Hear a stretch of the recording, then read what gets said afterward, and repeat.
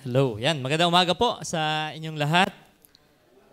Sa ngalan po ng atin pong pastor ay kami muna po ang humalili pansamantala sapagat siya po ay nagpapalakas pa po at siya po ay nagkaroon niya ng karamdaman. So ngayong pong umaga tayo po mag-aaral na uli ng salita po ng ating Panginoon. Kayo po ba handa na makinig?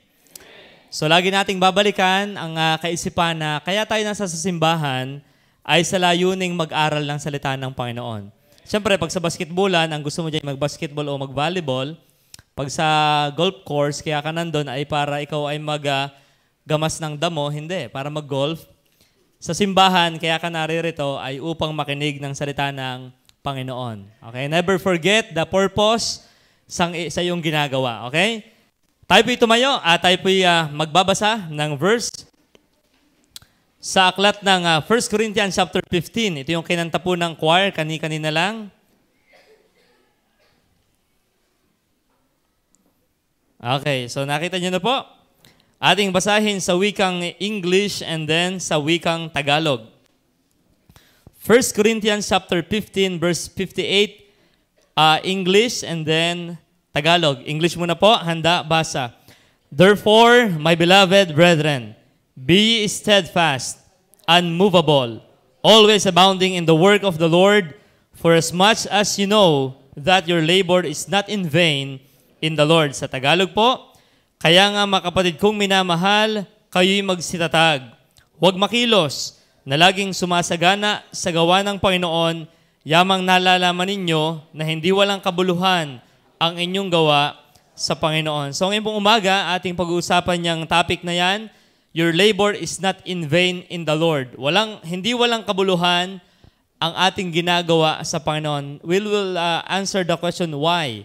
Why is it not in vain yung ating labor for the Lord? So tayo po yung manalangin. Heavenly Father, salamat po sa huling linggong ito ng buwan ng June na binigay niyo sa amin. Salamat po na kami ay minarapat niyo po na na-spend namin ang buong Hunyo na linggo-linggo kami nakakasimba sa iyo, Panginoon. Salamat po sapagkat ito po'y biyaya. Yung abutin kami ng araw na ito ay biyaya. Salamat, Panginoon, sa kalusugang taglay ng bawat isa. Salamat po sa mga bisita at especially sa mga members na nakarating po today. Aming dalangin, O Diyos, ang patuloy niyo pong pagpapalakas sa aming pastor at sa aming lahat kami po yung sasamahan sa pagsamba, nawa ay masamba ka namin sa Espiritu at katotohanan. Patuloy kaming pagpalain ng iyong salita. Patawad po sa lahat ng mga pagkukulang. Banal na Espiritu, ikaw na po ang pumagitna sa amin. Sa pangalan po ng Panginoong Jesus. Amen. Isa sa ayaw nating salita yung word na sayang. At may kanta pa nga minsan na sayang talaga. At alam nung iba, nakaka-relate yung iba eh. Isa sa theme ng maraming kanta yung panghihinayang, sayang. And sa negosyo, ayaw din natin nung tayo ay lugi or nasasayangan. Sa kanin, pag napanis, ay nakoy, sayang. Okay? So, kaya ngayon pong umaga, ating mag-usapan po ito po yung huling bahagi na rin ng ating aralin sa ministry o yung paglilingkod. Nakakatuwa po na tayo ay nakakapaglingkod sa Panginoon. Amen po ba? Dapat tayo ay natutuwa na tayo ay nakakapaglingkod pa sa Diyos. Apo, tuwing ako ay nagkikita ng may mga karamdaman, lalo yung talagang terminal ang cases, at iniisip kung ako'y gano'n na, mahirap na maglingkod sa Panginoon. Tama? Mahirap nang umawit, mahirap mag-soul winning, mahirap maglinis ng church building pag tayo ay nasa banig na ng karamdaman. Kaya salamat na tayo po ay malalakas pa. Amen? So, enjoy natin. Ngayon pong umaga, ang ating topic ay yung nasa verse 58. Ang sabi rito ng Bible, for as much as you know that your labor is not in vain in the Lord. Yan. Your labor is not in vain. Meron palang bagay na hindi nasasayang. Okay? Alin yon? Yung ating paglilingkod sa ating Panginoon. Nais ko lang pong i-define muna ng kaunti yung mga terms na ma-encounter natin sa text na yan. Yung word na vain. Sabi po rito, for as much as you know that your labor is not in vain. Yung word na vain, ano ba yung vain? Pag sabi nating vain ay galing sa Greek word na kenos, nang ibig sabihin ay marami ang definition, pero kuha lang tayo ng ilan. Anong nakalagay diyan ay empty, devoid of truth, of places, vessels which contain nothing of men, empty-handed, without a gift. So pag sabi nating vain, walang laman, void, empty, without a gift. So metaphorically, destitute of spiritual wealth, of one who boasts of his faith as a transcendent possession, yet is without fruits of faith. So pag sabi nating vain o yung walang kabuluhan, result in nothing, fruitless, without effect, vain, or no purpose. Alam nyo, yan ang nangyayari sa maraming tao ngayon. Maraming tao po ay nabubuhay na uubos sa buntong hininga. Okay, bakit? Matapos na mag-retire at ma-accumulate ang lahat ng bagay, sasabi, anong nangyari nga sa buhay ko?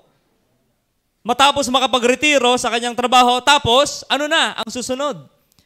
Kaya maraming tao ay parang napapabuntong hininga because nakita nila na lahat pala ng aking ginawang ito ay parang naging walang kabuluhan lang. Pero nakakatuwa, pag yan ay labor for the Lord, that is not in vain. Ating aralin mamaya, ating lang dinedefine, pangit po yung word na vain. Vanity, walang kabuluhan ng walang kabuluhan. Nawa ang ating ginagawa ay hindi walang kabuluhan. Amen? Masarap yung ikaw ay gumagawa na alam mong may kasaysayan ang iyong ginagawa. Kasi kahirap ka nung ikaw ay suntok ng suntok ay puro sa shadow boxing, hindi na tumba yung kalabang ko. Ay no, okay, nagpahinga na din. Eh kasi sarili mo lang yung kalaban mo. Mahirap yung sumusuntok sa hangin, yung in vain. So, kaya ating dinidefine, pag sabi nating, yung labor for the Lord is not in vain, kasi yung vain ay negative na term. Yan ay, ibig sabihin ay empty, sayang. Nawa ang ating mga ginagawa hindi sayang. Yan yung nais nating iwasan, yung nais kong iwasan sa aking buhay, na tayo namang lahat ay mamamatay din. Tama? Lahat na may mamamatay. 10 sa 10 tao ay pwedeng mamatay.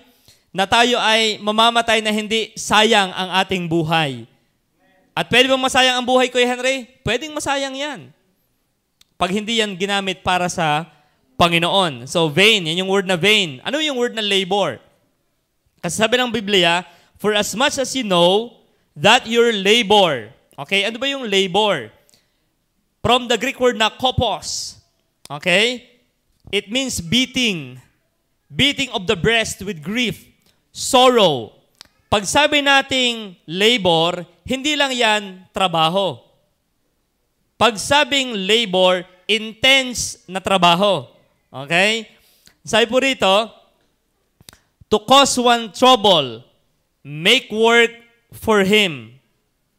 Okay? So sabi ng Panginoon, your labor, at tayo naman lahat ay may kanya-kanyang labor na kinakaharap sa Panginoon. Sabi rito ng Biblia, your labor is not in vain. Kayo po ba'y napapagod din? Lalo po yung mga ang trabaho ay nasa construction, nakakapagod yan. Lalo pagka katirika ng araw. Pagka nagagawa ng daan dyan, magbubuhos ng gabi, tanghali, ay kailangang iset na yung mga bakal. Kakoy, lalo nung summertime, kakoy, nung tindi ng mga are. Ako'y nakapayong, nagsusulwining, nagtuturoy. Ako nangingitim, di lalo aring mga... Imagine yung pagsabing labor, it talks about intense labor united with trouble and toil. Yan. Ito yung realidad sa buhay po natin, na sa buhay ay hindi puro alwan. Tama? Ito yung realidad. We will suffer. Asahan natin yan. Ang buhay ay hindi bed of roses. Ang buhay ay full of suffering and pain. We need to understand that. Kasi the earlier na ating maintindihan yan, na sadyang may labor sa buhay, hindi maalwan ang mabuhay. Practically and spiritually, when you understand that, medyo handa ka na. Hindi yung, akala ko'y puro alwan ang buhay. Kaya ako'y nag-asawa na akala ko'y yung napapanood ko sa K-pop, kahunghangan niyang nasa utak mo. Okay? So hindi yan ang totoong buhay. Akala ko, no. Ang buhay ay full of labor. Tama po? So, pero ito yung maganda. Hindi sayang ang ating gawa pag yan ay ginawa natin para sa Panginoon. Nakalagay po dyan, So, merong 3 keywords dyan, yung vain, It's not in vain. Alin ang hindi in vain? Yung labor natin, may kanya-kanya tayong level ng labor na ginagawa, may kanya-kanya tayong ministry, may kanya-kanya tayong mga pinagkakaabalahan sa buhay, pampamilya, pang-personal, pang-simbahan. We all do many things. Pero ito yung maganda. Dapat dito nagtatagpo-tagpo ang lahat. It should be for the Lord. Ano ba ang ibig sabihin ng Lord? L-O-R-D. Sabi rito, your labor is not in vain in the Lord. Pag sabi natin Lord, yan ay lagi nababanggit ng ating pastor, curious, ang parang spelling. Pag sabi nating Lord, He to whom a person or things belongs. So pag sabing Lord, siya ang may-ari ng lahat. Anong kanyang ginagawa? Siya ang may power of deciding. Tingnan niyo po, kaya sa ministry, may kanya-kanya tayo ministry. Bigay hindi lahat preacher. Okay, sabihan ni Pastor ni Pastor JJ, baka daw mahili ang braso, baka daw mahili ang tainga sa braso kasi may bagong relo. Sampit kaya dyan sa tainga yung relo. Nahihili ika ang muka at ang paa ay may sapatos. Di lagay mo ang sapatos sa iyong muka. Kasi mukhang paa. Alam nyo, ganito yan. Sa ministry, bakit iba-iba ang ginagampanan? It is not you who decide. The Lord. Sa nga ang kurias. Ibig sabihin, He has the power of deciding. Kaya kung tayo ginawang hinliliit, mag-enjoy ka na ikaw ay hinliliit. Kung ginawa ka naman Diyos na hinlalaki, mag-enjoy ka na ikaw ay hinlalaki. Hindi yung tayo nahihili, ay di sila na magaling mag-preach, ako'y hindi. Galingan mo kung saan ka magaling. At hindi mo naman miminusin yung iba na hindi kita gasing tulad. Sadyang sa katawan magkakaiba. Tama po ba? Pangit naman puro tayo mata. Pangit din pagka tayo puro paa. Mula ulo. Mula ulo mukhang paa. Di ba? Hindi ganon. Talagang iba-iba. Sinong may dahil? The Lord. Kaya yung ating kanya-kanya tayong labor. Kaya nga sabi sa Biblia, bear your own burden. Wag tayong maging busy bodies na nakikialam. Nalinis mo na yung area mo. Ay, yung iyo, naimis mo na. Dapat yung iyong trabaho ang trabahuhin mo. Okay? At pagka kailangan tulungan yung iba, di saka. So kasi the Lord decided what we need to do. He is the master, the possessor and disposer of thing. Siya ang may-ari at siya rin ang may kapangyarihang i-dispose na ito pag hindi na kailangan. Kaya sa ministry po, no one is indispensable. Lahat tayo ay pwedeng paltan ng Panginoon. Ako bilang preacher, Sunday school teacher, God, any moment, He can change me. Ikaw din po, pwede ka rin paltan.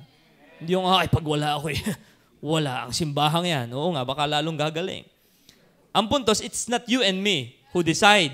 Siya ang disposer of a thing. The owner. The one who has control of the person. Kaya, yan po yung mahalaga na, kaya nga ministry, paglilingkod. Kung may paglilingkod, edi meron tayong pinaglilingkuran. So lahat tayo dito ay servant.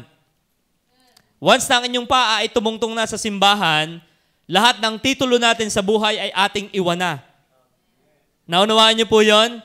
Whenever you step on the house of God, ano man ang accolades mo, ano man ang iyong pedagogy, ano man ang iyong tinapos, ano man ang iyong ranggo, ano man ang iyong... Wala na yung lahat. Why? Meron tayong badge na suot lahat. Ano yon? Servant. Servant. Sabihin nyo nga, servant. Yan. Ikaw at ako ay lingkod. Kasi dapat itong maunawaan na your labor is not in vain in the Lord. Hindi ikaw ang Lord. Hindi ako ang Lord. Kaya pag nasa simbahan, ibibihis natin lahat ang bihis na mapaglingkod. May kalat, may worker naman, siya ang lumimot. No. Ikaw ang nagkalat, dilimutin mo. Ang baho na CR. Ba't kaya ang CR natin mabaho? CR natin, hindi buhusan mo. Naman yan?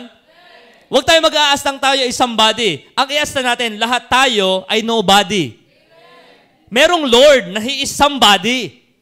Hindi po nasa simbahan, parang arting-artikang, ikaw ay, ano yung tambo? So, pasin kita ng tambo. Ano yung map? Lahat tayo, pag yan ang bihis, masaya ang simbahan. Amen po? Yan. Kasi, bakit natin dapat tumaunawaan? Kasi yung ating labor is not in vain. Pag yan ay sa Panginoon lahat, nakatuon. Sa estado, pag sabi nating Lord, sovereign, the prince, the chief of the chiefest ay ang ating Panginoon. He is like the emperor. So, dinidefine lang natin yung word na Lord. Pag sabing Lord, a title of honor, expressive of respect and reverence. So, when we say, Jesus is my Lord, si Jesus ay aking Panginoon. Hindi yun basta parang, Jesus is Lord, J-I-L. When we say Lord, yun ay term na very reverential. Hindi penge noon, pehenge noon, kundi Panginoon, na dapat mong sinusunod. Ngayon po, ay ang ating pag-uusapan ay yung topic na, ang sabi doon, your labor is not in vain in the Lord. Ang ating tanong ay, bakit hindi sayang? Sabi kasi ni Paul, kaya nga mga kapatid kong minamahal, kayo magsitatag, huwag makilos, na laging sumasagana sa gawa ng Panginoon. Yamang nalalaman ninyo na hindi walang kabuluhan ang inyong gawa sa Panginoon. Nung ito'y ina-outline ko kahapon, sabi ko, bakit hindi walang kabuluhan? Bakit hindi sayang na maglingkod sa Panginoon? Natanong niyo na ba yun minsan? Kasi sabi ko nga po, lagi sa inyo, mahirap yung tao na nagawa ka na hindi mo naintindihan na yung ginagawa. Pagka ginagawa mo isang bagay na hindi mo naintindihan kung bakit mo ginagawa, mauumay ka. Bawa, nasa school ka, akala ko puro pagtitiktok sa school, pagpapakyut, hindi ka nakakaintindi ng purpose mo, tatamadin ka na. Naunawaan niyo po yon? Ganun din, bakit nga ba hindi sayang ang mag-labor para sa Panginoon? Number 1, puntahan na po natin. Ang sabi dito ng 1 Corinthians 15 verse 1, moreover, brethren, I declare unto you the gospel which I preach unto you, which also ye have received, and wherein ye stand, by which also ye are saved, if ye keep in memory what I preach unto you, unless you have believed in vain. Okay? Sabi rito ni Paul, ipinatatalastas ko sa inyo mga kapatid ang ebanghelyo na sa inyo'y aking ipinangaral, na sa ninyong tinanggap, na sa naman ninyong pinananatilihan. Sa pamamagitan naman ito'y ligtas kayo dahil sa ebanghelyo.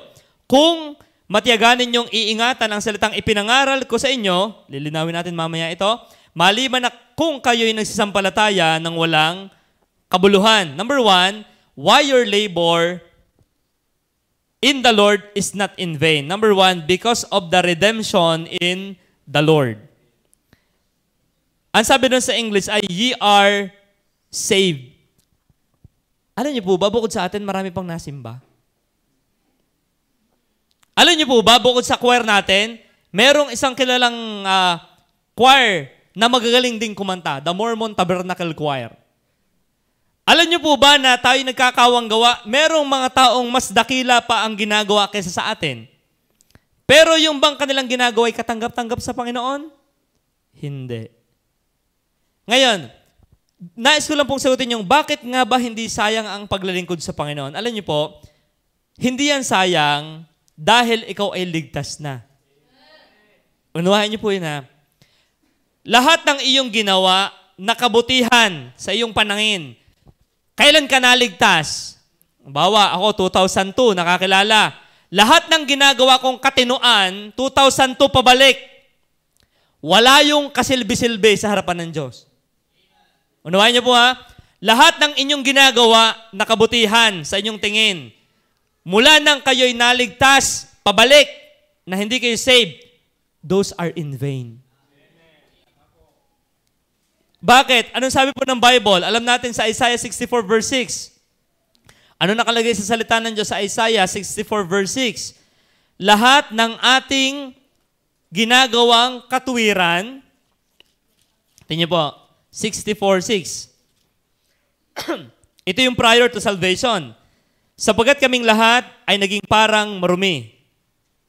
At ang lahat naming katuwiran, ano yung katuwiran? Yung kabutihan mo. Ako'y nagpakain ng aso. Ako'y nag-alam ng baboy. Ako'y nagbigay ng mata sa aking kaklase. Ba? Kagaling. Lahat ng iyong ginagawa, sabi ng Panginoon, prior to salvation, sabi, lahat naming katuwiran ay naging parang basahang marumi. Isipin niyo po yan. Kaya bakit sabing hindi sayang yung paglilingkod sa Panginoon? Kasi ikaw iligtas na. Nung tayo po hindi ligtas, lahat ng ating ginagawang tingin natin kabutihan, baliwala yun. Pero nagbago ang lahat na ikinaligtas. Lahat naman ng ginagawa mong tama, counted na yun ng Panginoon ngayon. Naunawan niyo po yun? Nung hindi ka paligtas, lahat ng ginagawa mong mabuti, baliwala. Walang kabuluhan yan. Nung ikaw inaligtas, Ephesians chapter 2 verse 10, ikaw inilikha para sa mabubuting gawa. Doon ka lang nakakagawa na ng tama nung ikaw inaligtas. Kaya lahat ng ating ginagawa po ngayon sa Panginoon, sino rito nung bago naging ligtas ay nagdodonasyon din sa simbahan? Ay, wala. Kaya pala nadala. Hindi, meron talaga mga galante. Nung Katoliko pa. Oo. Sino rito nung talagang panatiko? Nung kayo Catholic pa, yung devote, nagsisimba lagi. Meron po ba dito dati? Nagnonobina. Yeah, meron, nataas. May yung iba talaga pala, wala talagang ano. Okay. Kasi kaya ako natanong yan, tingin si Pablo. Sabi ni Pablo, gaya naman ng dati, ngayon din naman. Di ka? Sa dati, napaka-zealous para sa Judaism. Nung siya naligtas, yung kanyang gigil dito, nilipat niya dito sa tama. Kaya kung natanong po yon, ganito yan. Kung dati nga ikaw ay masipag sa mali, na wala namang kasilbi-silbi yun, bakit hindi sayang? Ligtas ka na kasi. Lahat ng iyong ginagawa ngayon ay may kabuluhan na sa Panginoon. Dati wala. Laging binabanggit ng ating pastor ito paldak na sa atin Matthew chapter 7. Pero ang salita naman Diyos ay laging bago. Matthew chapter 7, tingnan po ang sabi ng Biblia. 21, hindi ang bawat nagsasabi sa akin, Panginoon, Panginoon, ay papasok sa karan ng langit. Oy, hindi lahat ng tao ay palangit. Miski nag-Lord, Lord pa yan. Kundi ang gumaganap ng kalooban ng aking Ama na nasa langit. O, talagang ang tunay na pumapanginoon kita sa takbo ng buhay. Hindi yung Lord, Lord. Pag linggoy, Diyos ko, Diyos ko. Lunes hanggang Sabado, TikTok dito. Disco. 22. Tingnan ito. Marami ang magsasabi sa akin sa araw na yon, Panginoon, Panginoon, hindi ba nagsipanghula kami sa iyong pangalan? Sa pangalan mo'y nagpalais kami ng demonyo? Sa pangalan mo'y nagsigawa kami ng maraming gawang makapangyarihan? Ang sabi niyang Panginoon, 23. At kung magkagay ipapahayag ko sa kanila, kailan may hindi ko kayo nakilala, magsalayo kayo sa akin, kayo manggagawa ng palasanan. Tingnan, pag hindi ka talaga ligtas, lahat ng iyong ginagawa, ako ang nagpatayo ng katedral. Ako ang nag-donate ng ekta-ektaryang lupa ng, seminary. Pag humarap ka sa judgment ng Panginoon, sasabihin ng Diyos sa iyo, walang kwenta yan. Hindi kita kilala. Pero alam niyo sa Biblia naman, sino mang magpainom ng malamig na tubig sa isa sa mga worker na ito, dagdag ko na ho yun, ay hindi mawawalan ng ganti. Di ba nakalagay sa Biblia yan? Kita niyo ito. Ang lalaki ng kanilang ginawa, nagpapalayas ng demonyo, nagagawa ng dakilang gawa. Sabi ni Kristo, hindi ko kayo kilala. Get out. I never knew you. Depart from me. On the other hand, pag naligtas ka, simpleng magpainom ka ng tubig sa manggagawa. Sa lingkod ng Panginoon, hindi nawawala sa Diyos yun. Anong katumbas yung baso ng tubig sa katedral na pinagawa? Wala Sa value ng pera, walang binatbat yung baso ng tubig. Pero tingnan, sa standard ng Panginoon, doon naging counted yun. Why our labor is not in vain in the Lord? Because of the redemption that is in Christ. Nang tayo naligtas, lahat po ng ating ginagawa, yan ay may dividendo. Kung sa kooperatiba, may dividendo yan sa langit. Ultimong magpainom ng simpleng tubig para sa Panginoon. Huwag niyong dadaw-dawan. Okay. Si Brother Henry nung uminom dyan kasi may nilagay sa kuko na pampasakit ng tiyan. Okay? Kaya, number 1, yan po yung mahalaga. Kayo po ba lahat ay saved na? Para sa ating mga bisita, pag sabi nating saved, yung alam mo nang ikaw ay pag tumigil ang puso sa pagtibok, wag naman, dahil nagmukbang ka ng ulo ng baka, inatake ka sa puso o kay pumutok ang utak mo, Katakawan ba? O kaya ay binasa ka ng tubig at nalunod ka doon sa wata-wata. Ang ibig sabihin nating ligtas ka, yung pagka ilayo ng Diyos ng malayong-malayo, pag namatay ka, yung alam mong palangit ka. Yung hindi galit ang Diyos sa'yo pag nagpanagpo kayo. Paano ba nasa-save, Kuya Henry? Well, maliwanag sa Bible, Jesus is the only way. Siya lang ang pampalubag loob sa ating mga kasalanan. Yung tingnan ng kaunti ang background ng Korinto, kung paano sila naligtas. Kasi ito mayayaman. Ang taga-Korinto po yung mayayaman. Pag tingin niyo po sa mapa, sa Google Earth, yung Corinth, yan ay nasa sa Europa, malapit sa Greece. Yung may Corinth canal pa nga ngayon parang kilalang mga kanal ngayon. Kanal lang yan, sa harapan natin, kilalang yung kanal na yan, hanggang sa may padayon, kasi nabaha. Merong Corinth canal, daanan yan, okay? Buhay pa ho yan hanggang ngayon. And I don't know, hindi pa yata buhay yan nung si Pablo ay buhay, pero ang Korinto ay buhay pa rin hanggang ngayon. Ano ang background ng taga-Korinto dati? Sa chapter 6, prior to their salvation, ito sila 6:9. Hindi ba kayo nalalaman na ang mga liko ay hindi magsisipagmana ng kaharian ng Diyos? Ano ba yung mga liko? Huwag kayong madaya, huwag kayong padaya, mapakiapid, mananamba sa Diyos-Diyosan, yan po'y gawang liko. Mga mangalunya, mga nang bababae. Yan ay, ang tamang pagsasalin yan ay hindi nang bababae yan binabae. Effeminate. Ikaw ay lalaki na nagkikilos babae. Okay? Effeminate. Pero ito yung mas malala pa. Yung nakikiapid na sa kapwa, lalaki. Yan po ay kumbaga yung degree ng kasalanan na ginagawa sa Korinto. Ngayon pa naman ay huling araw na din ng Pride Month. Ni ang mga magnanakaw. Pero ito po hindi mas masama ang mga gumagawa ng ganyan Kasi yun naman ang ating iniiwasan na tumakas siya ito yung laging tingin sa bakla yung masama. Hindi, pantay-pantay. Ang tingin ko sa bakla, sa magnanakaw, sa nakakulong doon, magkakatulad, lahat ay makasalanan. Walang pagkakaiba yan. Okay? Medyo nga lang sila mas bulgar kasi rainbow ang kanilang kulay. Ni ang mga magnanakaw, ni ang mga masasakim, ni ang mga maglalasing, ni ang mga mapagtungayaw, ni ang mga manglulupig ay hindi magmamana ng kaharian ng Diyos. Ito po yung background ng taga-Korinto. Pero ito paano sila naligtas? Verse 11, at ganyan ang ilan sa inyo. Hindi lang sila. Ganyan ang ilan sa inyo. Sa English ay such were, past tense, ganyan kayo dati. Ngunit nahugasan na kayo. Ngunit binanal na kayo. Ngunit inaring ganap na kayo. Sa paanong paraan? Sa pangalan ng Panginoong Hesukristo at sa Espiritu ng ating Diyos. Merong freedom in Christ. Ibig sabihin, gaano man kagulo ang ating background, dati, tinan yung ating buhay, yan nakalistang yan sa chapter 6 na yan, yan ang buhay ng ilan sa atin, dati. Pero paano tayo nakalaya? Dahil lang ating Panginoong Jesus. At dahil tayo malaya na sa kasalanan, sa pang-alipin ito, dapat tayo alipin na ng katuwiran. Kaya nga tayo gumagawa na ng tama. Okay? So kaya ang ating ginagawa ngayon na hindi na sayang. Why? You are saved. Kaya nga po ba'y saved na? Sana ay huwag kayong aalis, huwag kayong tutulog na hindi nyo kasundo ang Panginoon. Never die without knowing Jesus Christ. Huwag kang mamamatay na hindi ka paligtas. Hindi yung ako may St. Peter na, ako may kabaong na, okay yan. Pero huwag kang mamamatay na hindi mo tiyak na napatawad ka sa iyong kasalanan. Lumapit ka kay Jesus. Kaya kanyang patawarin, kaya kanyang baguhin, kaya niyang burahin ang ating kasalanan. Bigyan tayo ng bagong simula. Kaya ang Korinto, gaano mang kagulo yan, naligtas ang mga nandyan. Redemption in the Lord, yan po yung number 1. Our labor in the Lord is not in vain because ye are saved.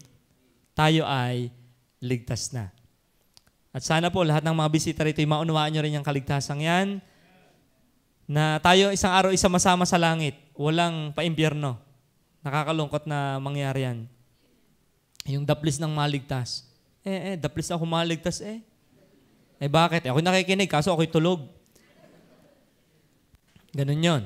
Kumbaga si Judas, nakahalik sa pinto ng langit, hindi nakapasok sa langit. Buti pa yung isang babae, nakahawak sa laylayan ng damit ng Panginoon ay naligtas. Ang layo yung isa, laylayan lang ang nahawakan. Nasa langit, Si Judas nakahalik sa pinto ng langit, sa pisngi ni Jesus Christ, nasa impyerno. So sana kahit dito ilaylayan lang ng Panginoon ang ating naiintindihan na tunay, ikaw yung tatagal kaysa ikaw yung malapit ako kay Lord. Kaya ka laging nakanguso, nakahalik ako kay Lord. Tapos hindi ka ligtas. Sayang. Okay? So number 1, redemption in the Lord. Number 2, tawa ng tawa si Mark. 1 Corinthians chapter 15, verse 4. Actually, ang context talaga ng 1 Corinthians 15, it talks about the resurrection of Jesus Christ. So number 2, why your labor in the Lord is not in vain? Sabi doon sa kanta, we serve a risen Savior. Number 2, na reason, why our labor in the Lord is not in vain? Because of the resurrection of the Lord. Because of the resurrection of the Lord. Meron akong napanood na, hindi ko alam kung yung aso na matagal na nag-aantay, na bumalik yung amo. Napanood niyo yun? Namatay na ba yung amo niya? Tapos nag-aantay yung aso, hanggang sa namatay na siya. Alam niyo, yun yung luging pag-aantay. Nag-aantay ka sa wala.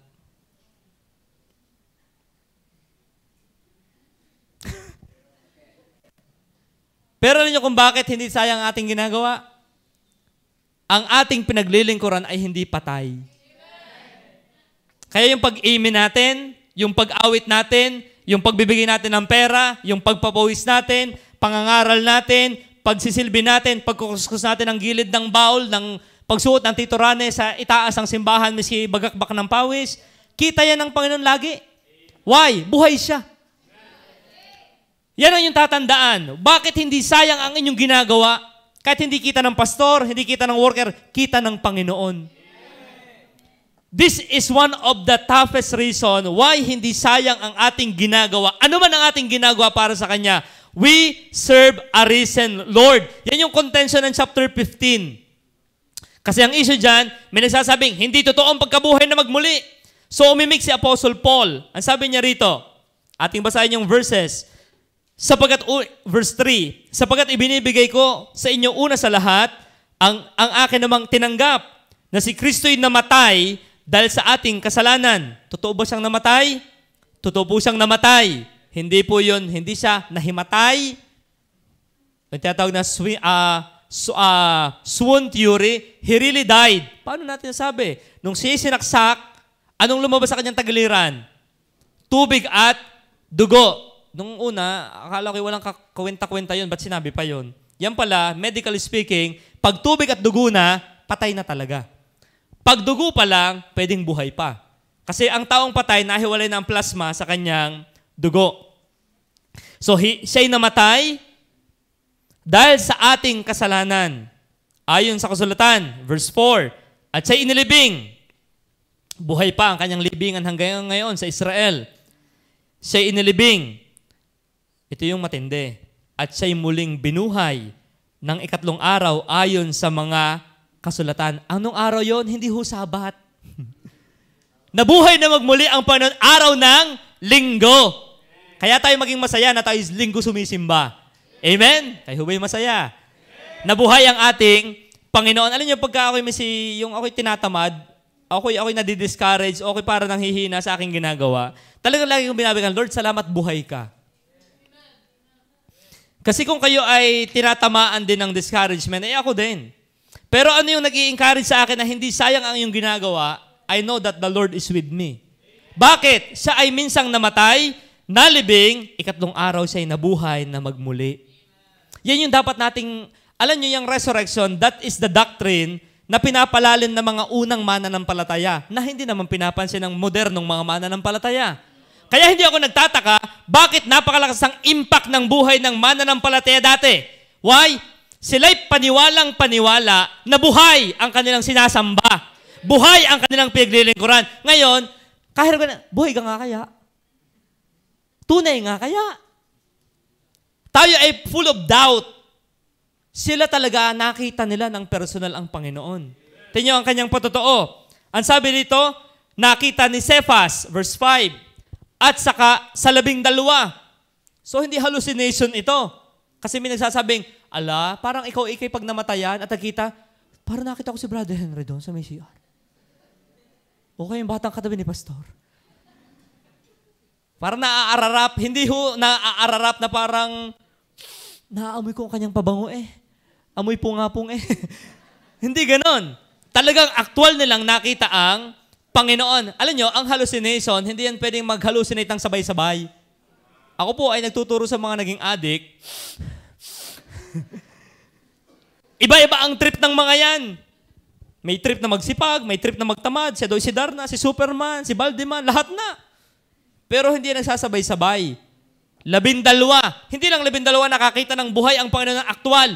500 sabay-sabay. Tingnan, nakalagay. Napakita kay Cephas sa 12.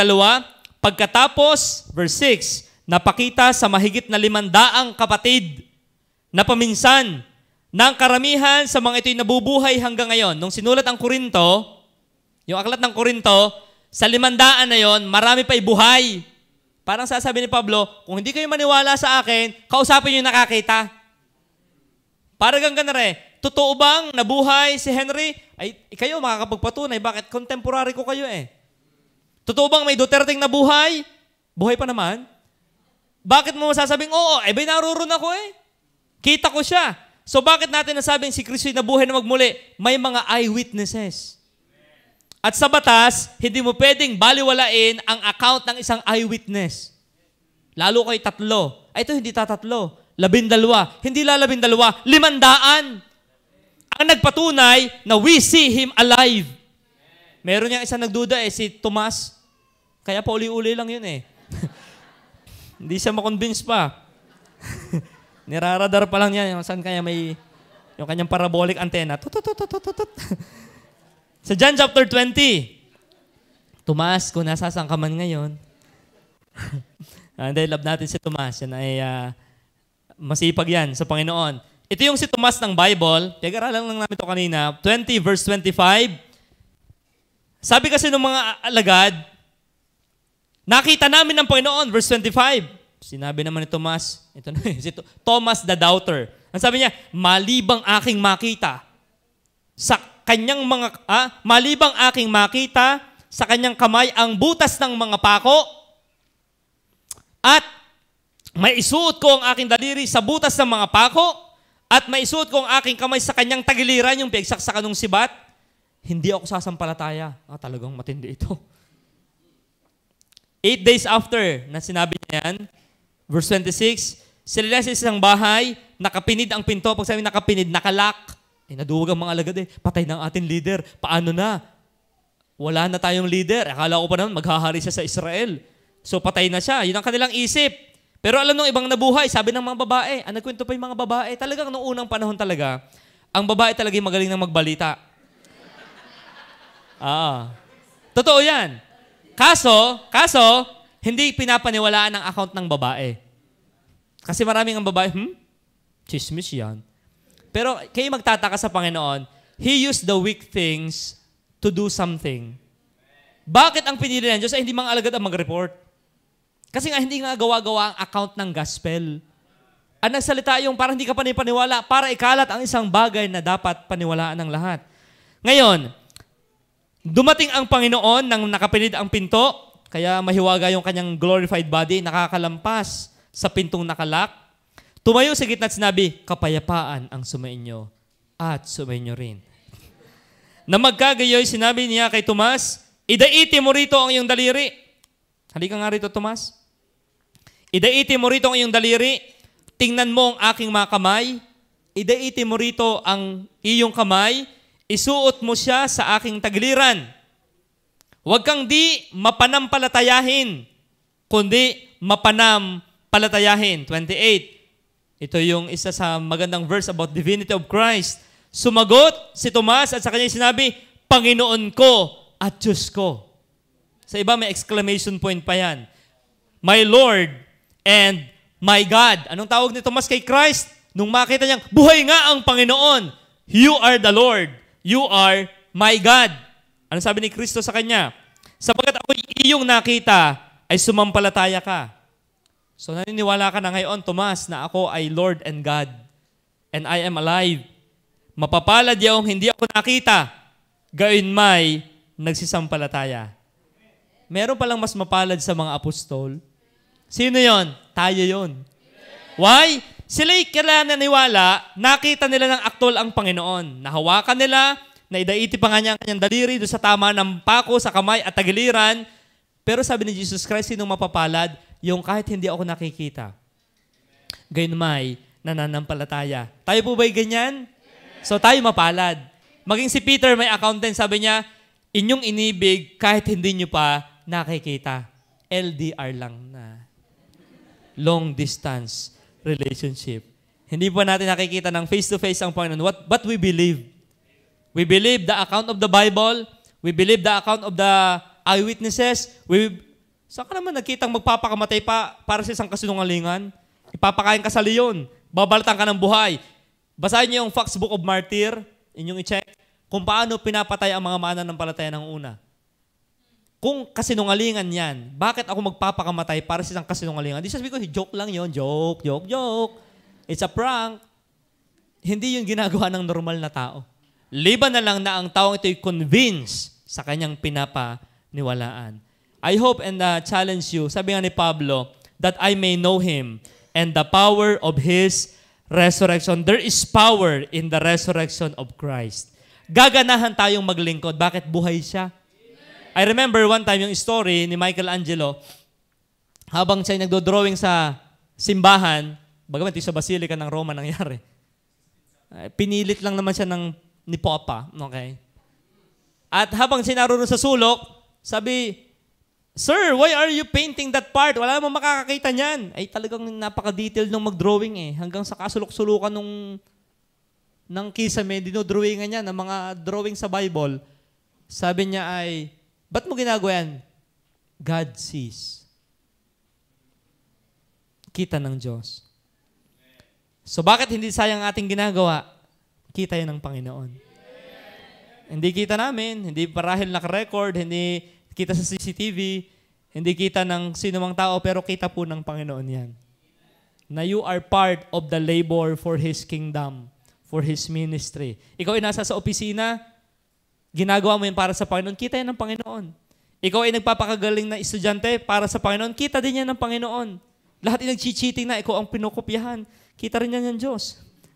Hindi, kita niya yung pagsisikap natin. Ibig sabihin, kita niya lahat. Alam ng Diyos, yung kinatanong choir last time, alam ng Diyos ang iyong Ba't niya alam? Buhay nga siya eh. Kaya nakaka-encourage maglingkod. Kita niya ang ating ginagawa. Kayo po ba'y natutuwa diyan? Buhay ang Kristong ating pinaglilingkuran. Ay kahirap na maglingkod sa patay. Walang kasilbi-silbi yun. Naglilingkod ka sa patay. Ano mahihita mo dyan sa patay? Ay di mamaho. Pero salamat, si Kristo'y buhay, magpakailanman. Kaya po, sa atin, why your labor in the Lord is not in vain? Because, una, you are saved. Hindi sayang lahat ng iyong ginagawa. Nung hindi ka ligtas, sayang na sayang talaga. Sayang talaga. Nag-donate. Pwede kang bawiin yung donasyon ko doon sa simbahan na yun. Kung pwede lang. Pwede, Father, na aking i-reimburse lahat ng aking Kasi fake naman po yung inyong turong yan. Akin na lang yung mga lote. Mahirap lang gawin yun eh. Lalo kung may deed of donation na. Pero ang ganda na tayo ay magamit lalo ng Diyos ngayon sa panahong ito. Ikalawa, na encouragement at proof why our labor is not in vain in the Lord because He rose again. Siya ay buhay. Ikatlo, sabi rito ng Biblia sa 1 Corinthians 15. Okay, nakalagay po sa chapter 15, verse 51. Behold, I show you a mystery. We shall not all sleep. Tama naman niya. Tingnan natin. Sabi ng Bible, narito, sinasaysay ko sa inyo ang hiwaga. Hindi tayong lahat mga tutulog. Tingnan niyo yung katabi kung siya ay tumutupad na rin kasulatan. Hindi lahat matutulog. Okay, gising pa. Okay. Okay lang ho yung inaantok, huwag lang tutulog. Okay lang yung inaantok, huwag ka lang tutulog. Pag may dumagasa sa sahig, nasa siko kami. Tawagin po natin si brother sa opening prayer. Pikit kami lahat. Alam mo, parang bumagsak na yung ulong pumatak sa sahig. Yun ang isip ko. Pagmulat kayo, naku, may humampas nga ang ulo sa sahig. Dugo. Takot ni Amber. Dugo! Kaya huwag niyong gagawin yun dito. Okay, baka kayo uy, paano yun? Kami naman yung sanay na sa kanya, kaya hindi na ho kami masyadong na-shock. Okay. Pero sa mga bagong sabi ko, hayaan nyo lang mga isay dyan. Kasi sanay na ako eh. Pero kung siguro nung nakita ko yung first time, ako talaga yun rin, ang putla ay hanggang baba. Okay? Kaya huwag kayo, kaunti lang yung natutulog. Okay? Ang natutulog dyan yung namamatay. Ito yung part na gusto kong sabihin po. Ngunit tayong lahat ay babaguhin. Why our labor is not in vain? Number 3, recreation in the Lord. Anong recreation? Ano yung recreation? Tayo mag-outing. Again, creation. Recreation, to change. To exchange one thing for another. To transform. To make different. Ito po yun eh. What if our body was damaged while serving God? Paano kung sa ating paglilingkod tayo nabingot? Paano kung sa paglilingkod naputulan tayo ng paa? Paano sa paglilingkod tayo ay nabulag? Paano kung sa paglilingkod tayo nangitim? Dati na naman. Paano kung sa paglilingkod ang ating physical body na damage? Yan eh, ang usapan dito sa Korinto. Kasi Corinthians yan ha, European yan. Ano yung European? Hindi mo kang Pilipino. Magagandang lahi. Matatangkad. Mapuputi, makikinis, matatangos ang ilong, may mga pekas-pekas sa sobrang puti. Magaganda. Ngayon, ang sabi ni Pablo, bakit hindi sayang yung iyong katawan na yan? Kung yan man ay masira sa paglilingkod, don't worry, we shall all be changed. Why our labor is not in vain in the Lord?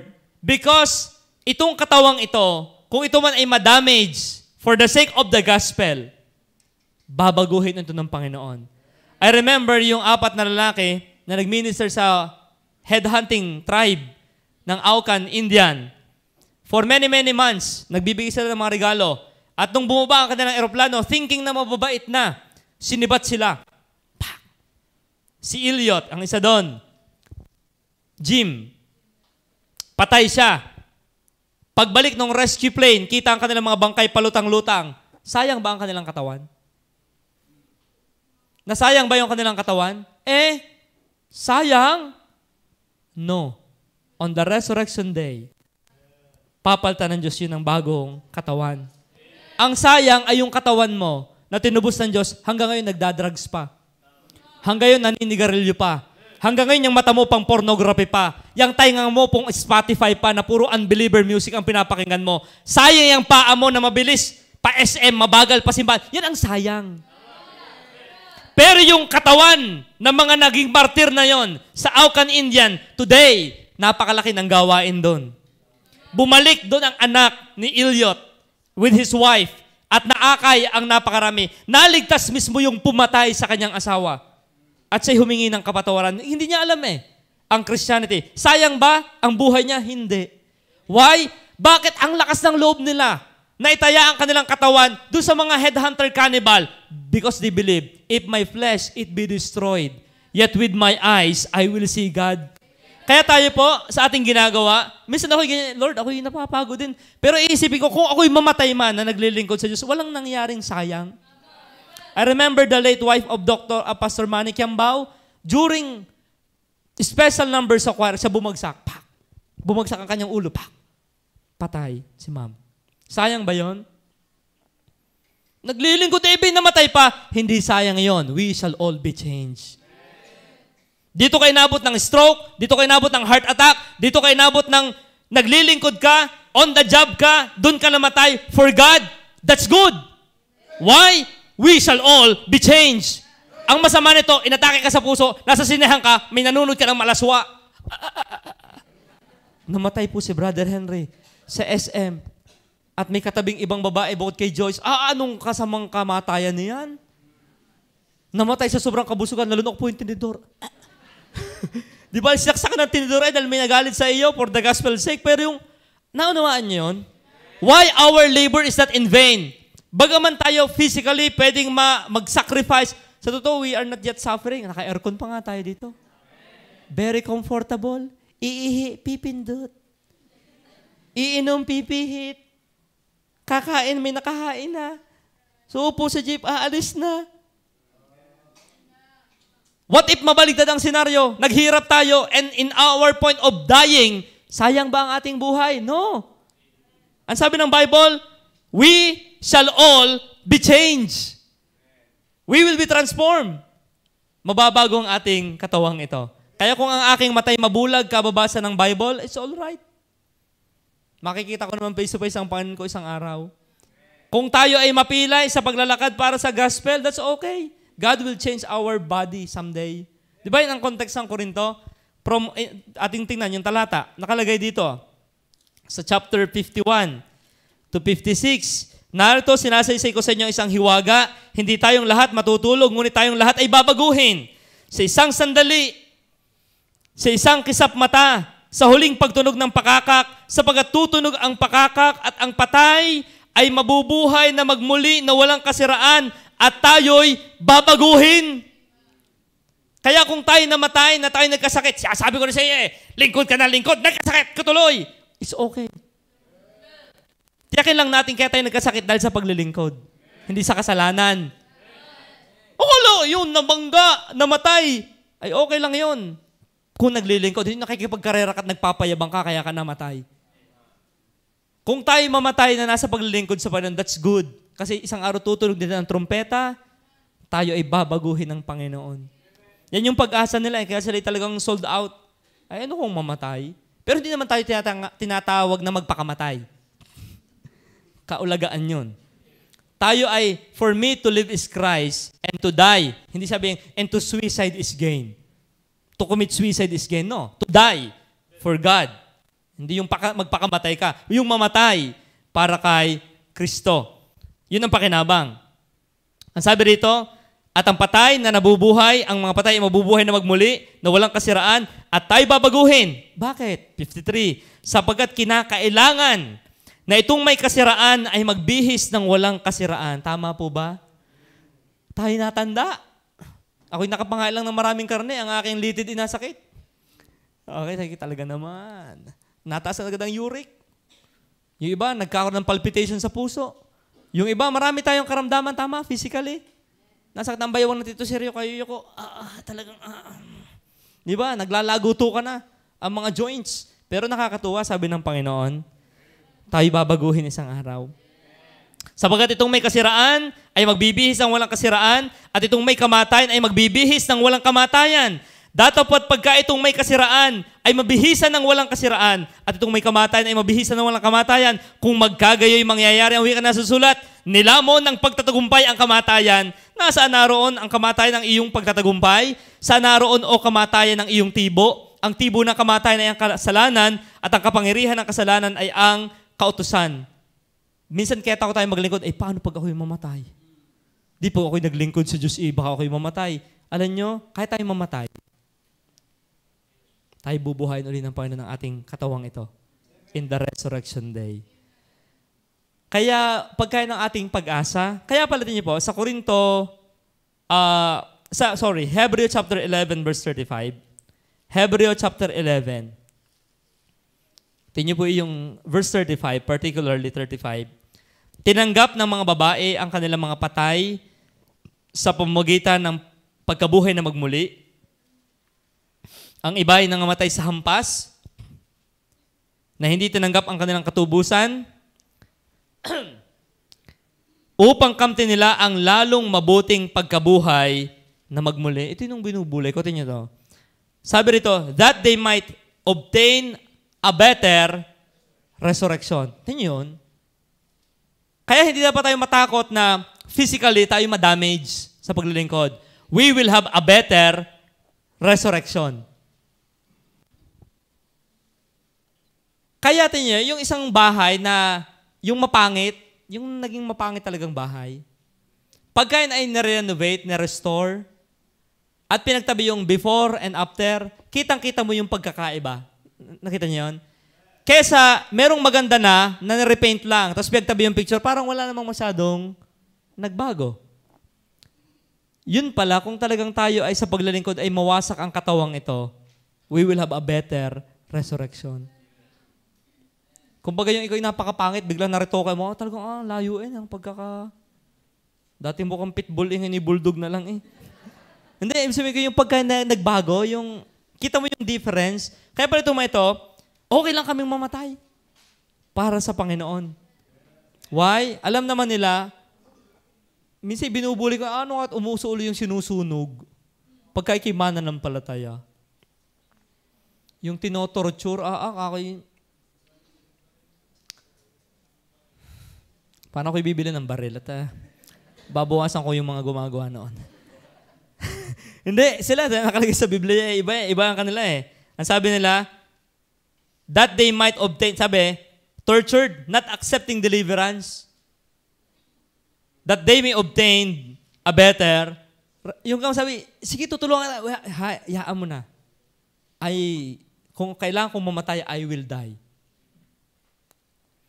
Kaya number 3, na why our labor in the Lord is not in vain, to the point na our physical body will be destroyed. The recreation in the Lord, yun yung nag-i-encourage sa atin. Kaya yung ating katawang ito ay ipagamit natin sa Panginoon. Apo, ipagamit. Hindi naman po ang pagpapagamit sa Panginoon, kaunti lang pagkaklaro, hindi ang pagpapagamit sa Panginoon ay full-time worker ka. Let me correct that misconception. Hindi ang pagpapagamit sa Panginoon ay yung nakatira ka sa simbahang tulad namin. Kasi hindi ako naniniwala na lahat ng nakatira sa simbahan ay nagpapagamit sa Panginoon ng full-time. Taga rito ako eh. Ganun ako minsan eh. Miski ako narito sa simbahan. But I believe na sa anuman tayong level ng buhay, anumang status ng lipunan tayo nadodoon, at ginagawa mo yan para sa Panginoon, ikaw ay noted yan ng langit. Matinong empleyado, noted. Matinong estudyante, noted. Ang paglilingkod sa Panginoon, 10:31, whether you eat or drink, whatever you do, kasama na doon yung trabaho eh. Whatever you do, nagtitinda ka para sa Panginoon. Nag-aalaga ka ng baboy para sa Panginoon. Nagtatabas ka, naggagamas ka para sa Panginoon. Naglilimot ka ng basura para sa Panginoon. You do everything for God. Counted yan eh. Hindi yung alay paglilingkod ay puro full-time lang. Isa yan sa form of serving God. Isa sa form of serving God, yung full-time work. Pero kang full-time Christian serving God outside the church building.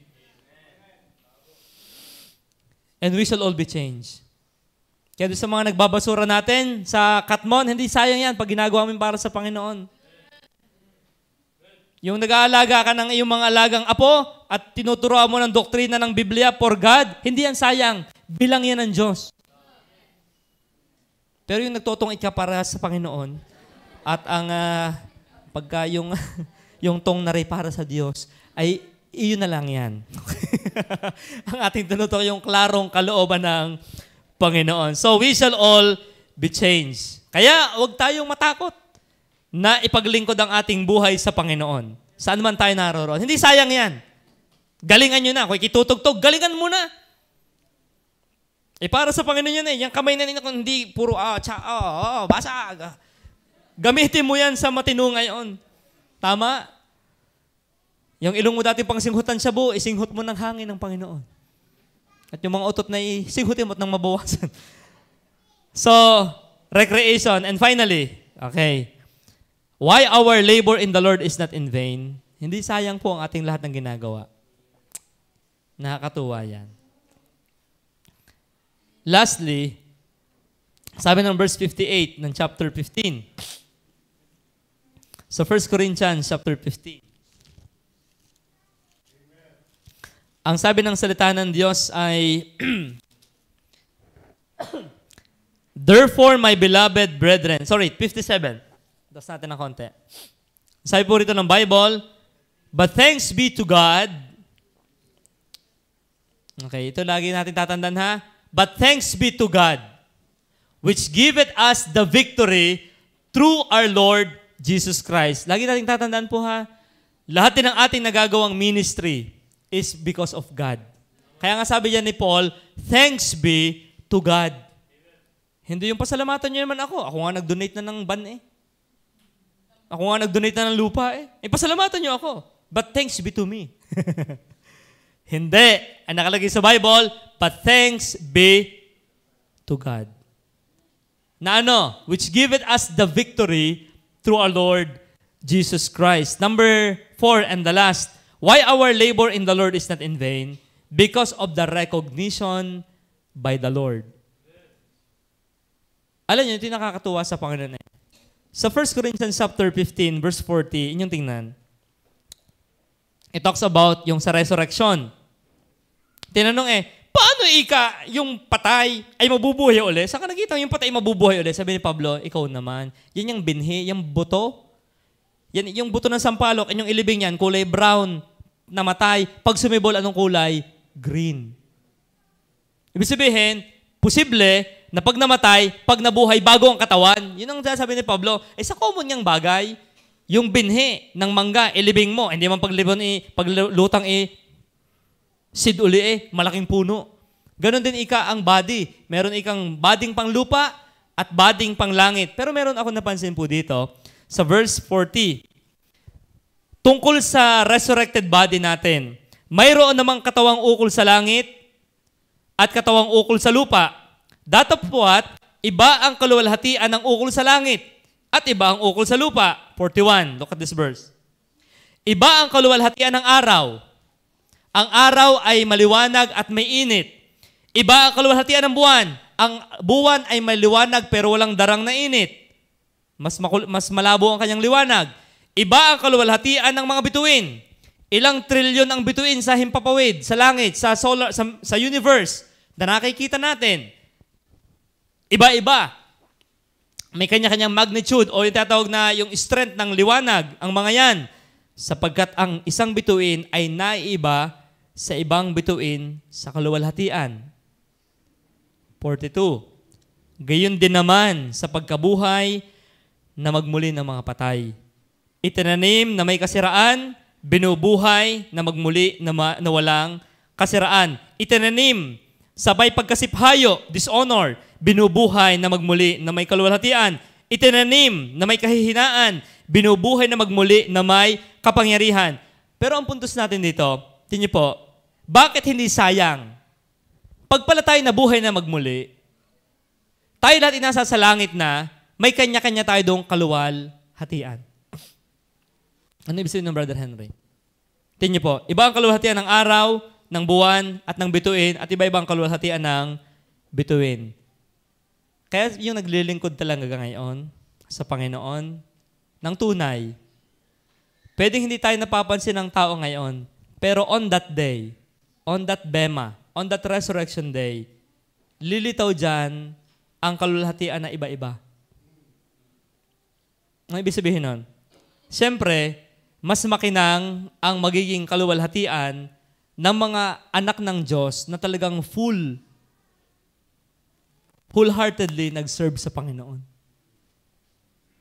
Lahat ay nasa sa langit. Kung baga sa lahat ng bituin, nasa langit naman lahat Pero tingnan nyo, pag kayo nakatingala sa langit, iba-iba ang liwanag ng bituin. Ganon din sa resurrection. Kaya mapalad yung naglilingkod talaga sa Panginoon. Pwedeng hindi ka nakinang-kinang ngayon, konti lang ang nakinang sa atin, balat, minamantika na. Pero on that day, may recognition ang Diyos sa lahat ng ating ginagawa. Tingnan, sa Galatians 6:9, basahin lang natin yung mga verses. Nandiyan ba yan? Galatians chapter 6, verse 9. Ang sabi ng Biblia doon ay, huwag kayong mapagod sa paggawa ng mabuti. Sapagkat sa kapanahunan ay magsisipag-ani tayo kung hindi tayo manghihimagod. Mga kapatid, tandaan nyo yan. Huwag kayong kikwit sa inyong ginagawa sa Panginoon. Why? Kasi darating ang time na it is worth it all. Makikita mo na it is worth it all.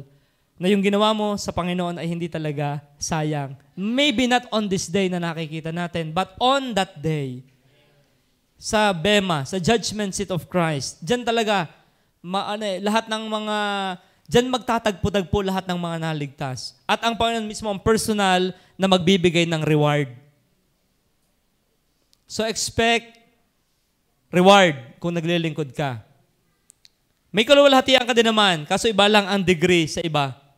Depende sa iyong naging paglilingkod sa lupa. Kaya sabi rin ng Bible sa Hebrews chapter 6 verse 10, last verse po natin, Hebrews chapter 6 verse 10, sabi ng Bible, sapagkat ang Diyos ay hindi liko upang limutin ang inyong gawa at ang pag-ibig na inyong ipinakita sa kanyang pangalan.